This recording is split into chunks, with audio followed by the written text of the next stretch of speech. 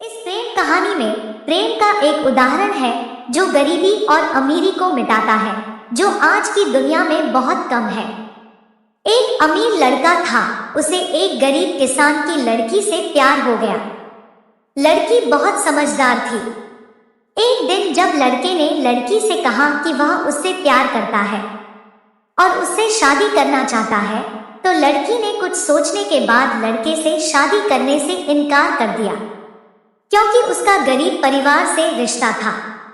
लेकिन कुछ समय बाद जब लड़के को इस बारे में पता चला, तो उसने लड़की के माता पिता से बात की और लड़की को समझाया। उस लड़की को समझने के लिए काफी समझाने के बाद दोनों ने शादी कर ली। शादी के बाद लड़का उसे बहुत प्यार करता था। दोनों की शादी बहुत अच्छी रही। लेकिन कुछ महीनों के बाद लड़की को त्वचा रोग हो गए, जिसके कारण वह अपनी खूबसूरती को खोने लगी। अब लड़की डरने लगी कि उसकी सुंदरता कम होने के कारण उसका पति उसे छोड़ न दे। लड़की उस त्वचा रोग को ठीक करने के लिए हर संभव प्रयास कर रही थी। समय बीत रहा था और लड़की की सुंदरता धीरे धीरे लुढ़क रही थी। एक दिन लड़का एक शहर से दूसरे शहर गया। जब लड़का वहां से वापस आ रहा था तो रास्ते में एक कार के साथ उसका एक्सीडेंट हो गया। उस दुर्घटना के दौरान लड़के की आंखें चली गई। इस दुर्घटना के कुछ समय बाद उनका जीवन फिर से सामान्य और खुशहाल होने लगा।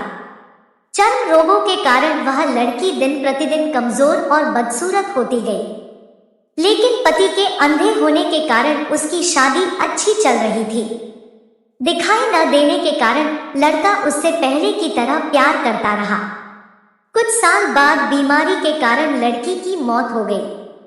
पत्नी की मृत्यु के बाद लड़का घर में दुखी हो गया और वह शहर छोड़ने वाला था। तभी उनके पड़ोसी ने उन्हें यह कहते हुए दिलासा दिया, अब तुम अपनी पत्नी के बिना अकेले रहोगे। वह तुम्हारी बहुत देखभाल करते थे। अब तुम्हारा जीवन अंधेरे में कैसे बीतेगा।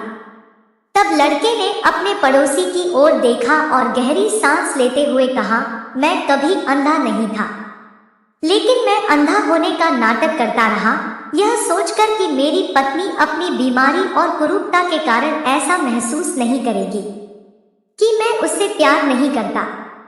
इसीलिए मैं बिना कुछ कहे अपनी पत्नी की खुशी के लिए इतने समय तक अंधा बना रहा।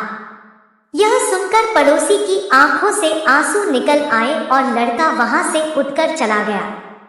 ये वक्त गुजर रहा है। तो दोस्तों, कैसे लगी यह स्टोरी? कमेंट में जरूर लिखें और चैनल को लाइक एंड सब्सक्राइब जरूर कर देना। मिलते हैं अगली कहानी में, तब तक के लिए गुड बाय।